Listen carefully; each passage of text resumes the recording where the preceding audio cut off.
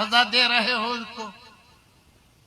حضرت معاویہ رضی اللہ تعالیٰ عنہ رسول اکرم صلی اللہ علیہ وسلم کی زوجہ محترمہ کے بھائی ہیں.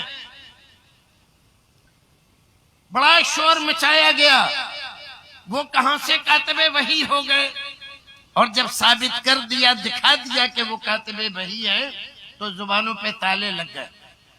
رسول اکرم نے ان کو اپنے زمانے میں شام کے علاقے میں بھیجا.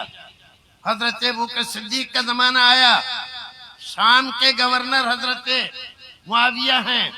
عمر فاروق کا زمانہ آیا، شام کے گورنر حضرت معاویہ ہیں. عثمان غنی کا زمانہ آیا، شام کے گورنر حضرت معاویہ ہیں.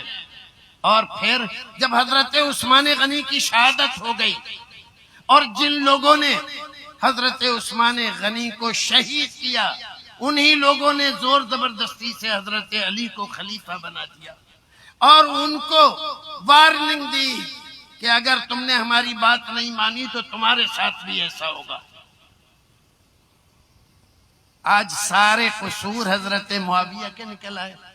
اللہ کے رسول کو کوئی قصور دکھائی نہیں دیا کہ شام کے گورنر بنایا. ابو بکر کو دکھائی نہیں دیا کوئی قصور، عمر فاروق کو دکھائی نہیں دیا، عثمان غنی کو دکھائی نہیں دیا. چلو، حضرت علی کے بعد حضرت حسن خلیفہ بنے. حضرت حسن تو رسول اکرم کے نواسے ہیں، پیارے ہیں. رسول اکرم فرماتے ہیں کہ یہ میرے گلاب ہیں، اور اللہ کے رسول ان کو چوما کرتے تھے. فرماتے تھے کہ یہ جنتی نوجوانوں کے سردار ہیں. کتنے فضائل ہیں ان کے. اتنے سارے فضائل ہوتے ہوئے وہ معاویہ جو ابو سفیان کا بیٹا ہے اور ہند کا بیٹا ہے، کتنے جرائم تم ان کے ساتھ لگا رہے ہو. حضرت حسن نے ان کے ساتھ صلح کر لی، اور خلافت جو ان کو ملی ہوئی تھی وہ خلافت اٹھا کے معاویہ کو دے دی. کیوں بھائی؟ اگر معاویہ اتنے ہی برے تھے تو کیا معاویہ اس لائق تھے کہ ان کو خلافت دی جاتی؟ حضرت علی کو یہ کرتے تھے، حضرت علی کو وہ کرتے تھے. تم زیادہ جانتے ہو کہ حضرت حسن زیادہ جانتے ہیں؟ حضرت علی کی شہادت ہو گئی، اس کے بعد حضرت حسن کے ہاتھ میں خلافت آئی ہے، اور رسول اکرم نے پہلے پیشن گوئی کی تھی کہ میرا یہ بیٹا مسلمانوں کے دو گروہ میں صلح کا سبب بنے گا. کیا کہا؟ مسلمانوں کے دو گروہ میں.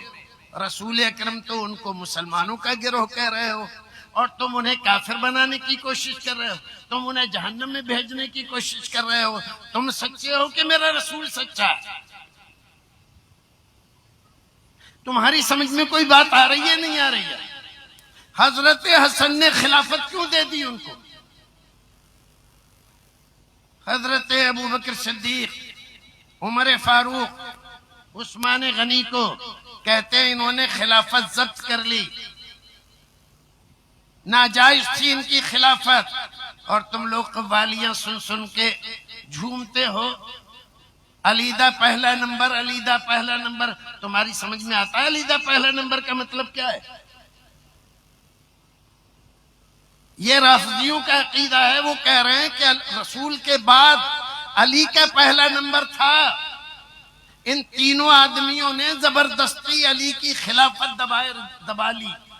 وہ ایک طرف تو تم حضرت علی کے فضائل بیان کرتے ہو، ذوالفقار کے فضائل بیان کرتے ہو، ان کی بہادری کے فاتح خیبر، شیر خدا، علی مرتضی، اور کیا کیا کرتے ہو. ابو بکر نے خلافت دبائی، کیوں نہیں گئے لینے کے لیے؟ عمر نے دبائی، کیوں نہیں گئے لینے کے لیے؟ عثمان نے دبائی، کیوں نہیں گئے لینے کے لیے؟ وہ بہادری جس کے تذکرے تم کرتے ہو، اور اس میں کوئی شک نہیں ہے وہ شیر خدا ہے، وہ علی فاتح خیبر ہے، وہ علی ایمان کی نشانی ہے. اللہ اس سے محبت کرتا ہے، وہ اللہ سے محبت کرتا ہے، یہ میرے رسول نے کہا ہے. ہمیں حضرت علی کے فضائل کا انکار نہیں ہے. اللہ کے فضل و کرم سے ہم حضرت علی سے بے انتہا محبت کرتے ہیں.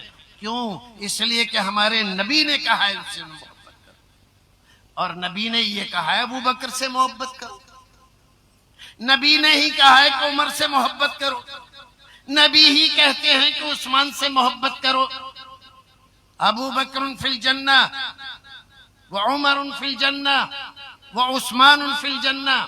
اور رسول اکرم نے علی کو تو ایک بیٹی دی تھی، لیکن جب ایک بیٹی کا انتقال ہو گیا تو رسول اکرم نے اپنی دوسری بیٹی بھی عثمان کو بیاہ دی.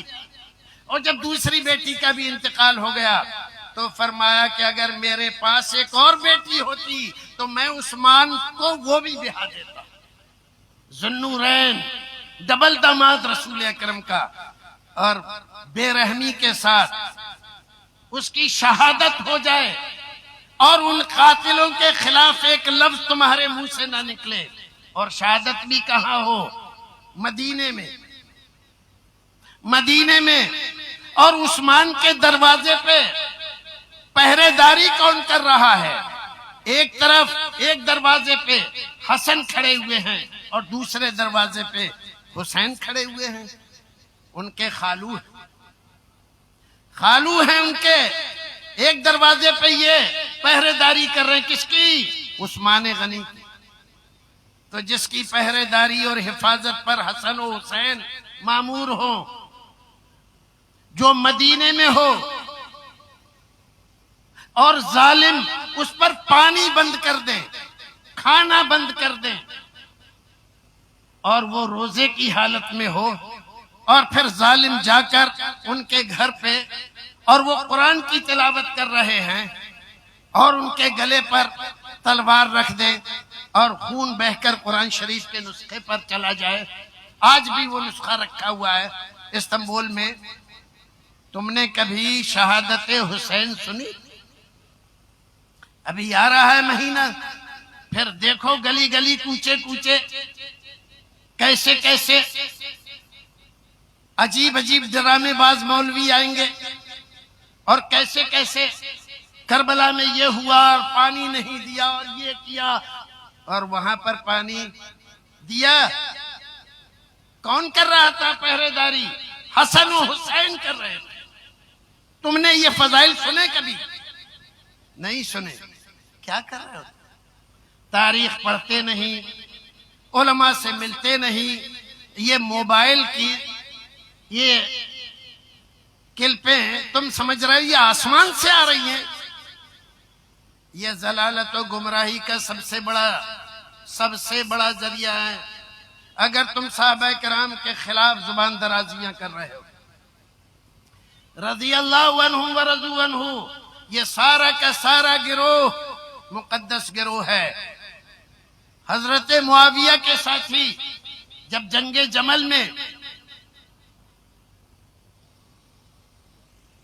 حضرت علی سے لڑ رہے ہیں تو حضرت عمار کے سامنے ایک آدمی حضرت معاویہ کے ساتھیوں کو گالی دیتا ہے، مذہبی گالی، جس کا مطلب ہوتا ہے کہ وہ گویا کہ کافر ہو گئے ہیں. حضرت عمار نے کہا نہیں، ایسا مت کہو، اخوانونا، وہ ہمارے بھائی ہیں. بھائی کیسی باتیں کرتے؟ بھائی ہیں تو ہم کیوں تلوار لے کر ان کی گردن اتارنے کے تیار ہیں؟